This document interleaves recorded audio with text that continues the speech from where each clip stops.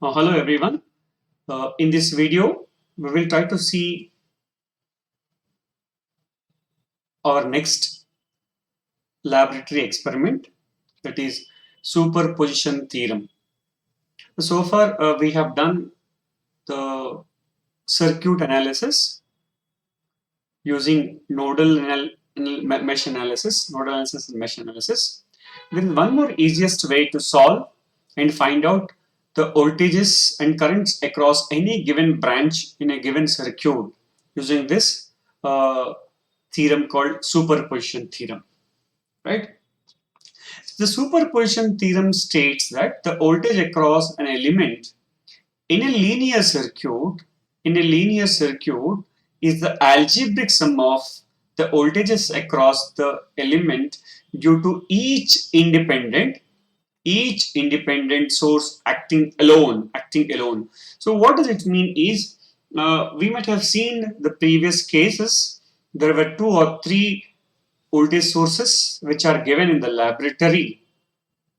Using the nodal analysis, we have simply calculated the voltages at the different nodes. But in this case, what we are trying to do is, we will consider each voltage source at a time, or each current source, whatever, at a time, and we will try to turn off all the remaining independent sources. We will not touch any dependent sources. Of course, we don't use any dependent source in the laboratory.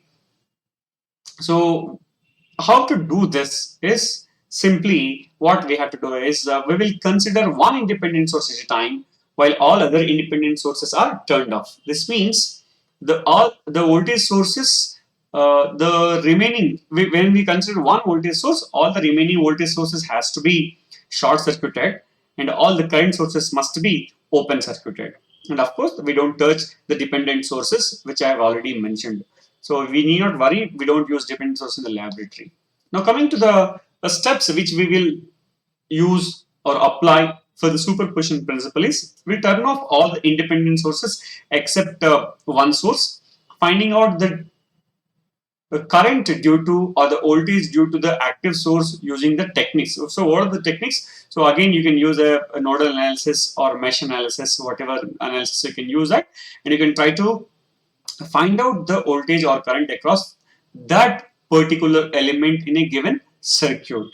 Okay, and you should repeat the step one with different other independent sources, right? Then we will try to find out the total contribution by the both independent voltage sources or any independent sources by algebraically adding them. That is, so when I mention algebraically, it is, the direction is also very important. The direction is also very important. So we'll consider one circuit, and then we'll try to find out the voltage or current across the given element.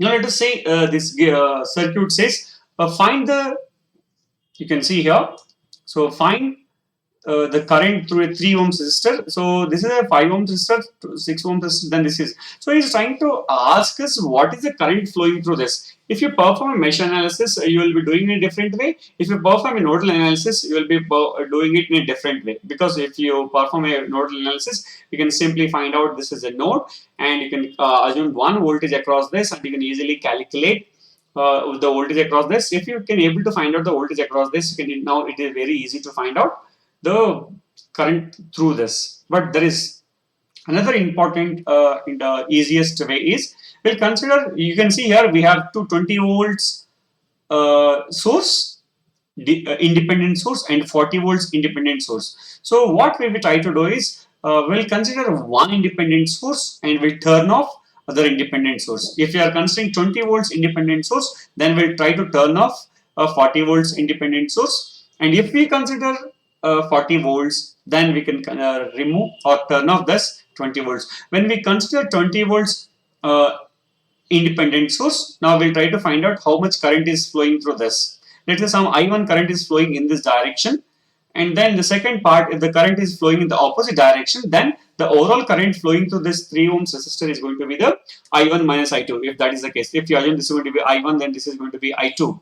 or if this is going to be I2, so this is going to be I1 minus I2. Of if both currents are in the flowing in the same direction, then we will add them. Then we'll try to add them. Now we'll try to see one step now next.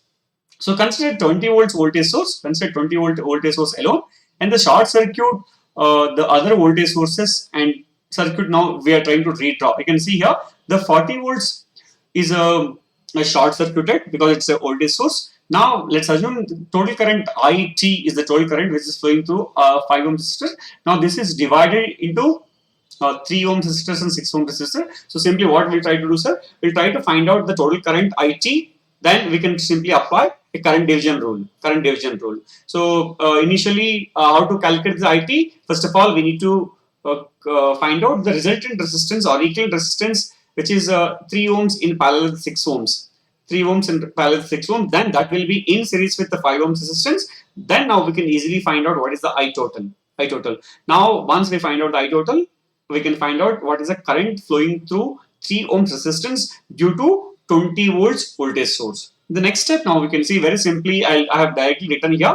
So the RT is 5 ohms plus the parallel combination of 3 and 6. So totally we'll get 7 ohms. 7 ohms. Then the current, total current IT is going to be V, 20 volts divided by the equivalent resistance, that is 7 ohms. Then we'll get total current is going to be 2.857 amperes. Now we will try to find out what is the current flowing through the 3 ohm resistance. Very interestingly, when we are trying to find out current in two branches which are in parallel, then we know that according to current division rule, we need to consider opposite resistance. If we are trying to find out 3 ohms resistance current, then we will have to consider 6 ohms resistance. Now we can see here.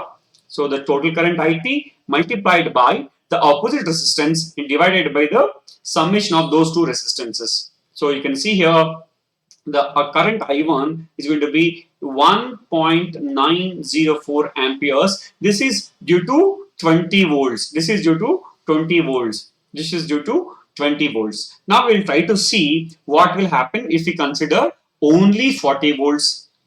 Now, if we consider only 40 volts, again we need to short circuit this voltage source of 20 volts. Now assume that again this is the total current which is flowing through this a 6 ohms resistance. Now I'm assuming this is going to be I2 and this is going to be I3.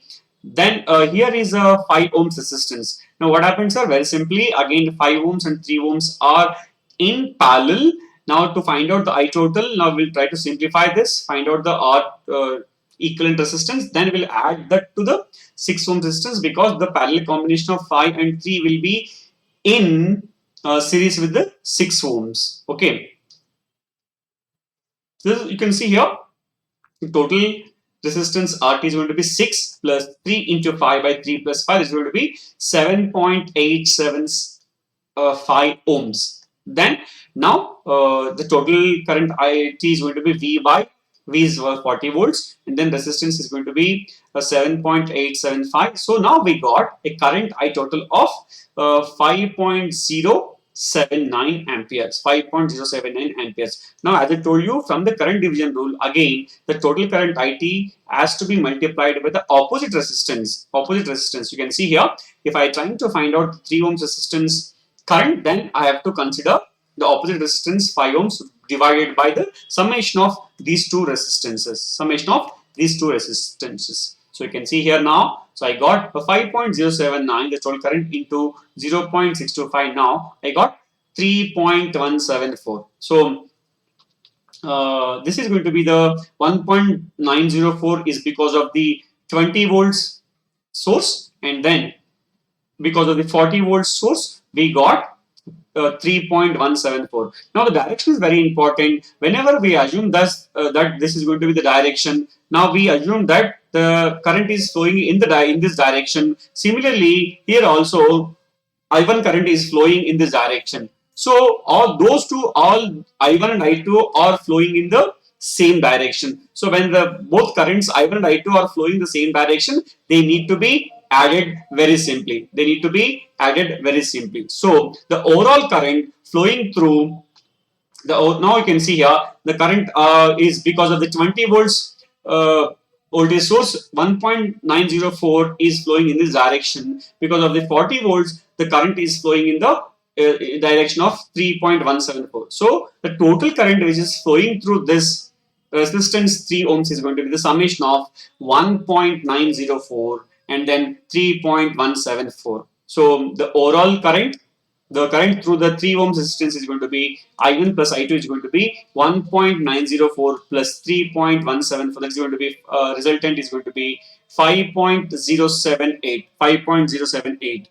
5.078 is the overall current which is flowing through this. So this is one of the easiest way to consider if you want to calculate the voltage up now, you can easily calculate. So if you want to calculate V is equal to 5.078 into 3 ohms, that is about around you will get 15 volts is what you are going to get the voltage across the distance. So the this is easiest when compared with other things. So here always will consider only one source. Here always will consider only one source. So now whatever circuit is allotted to you, I request you to finish off and then come to the laboratory. Thank you.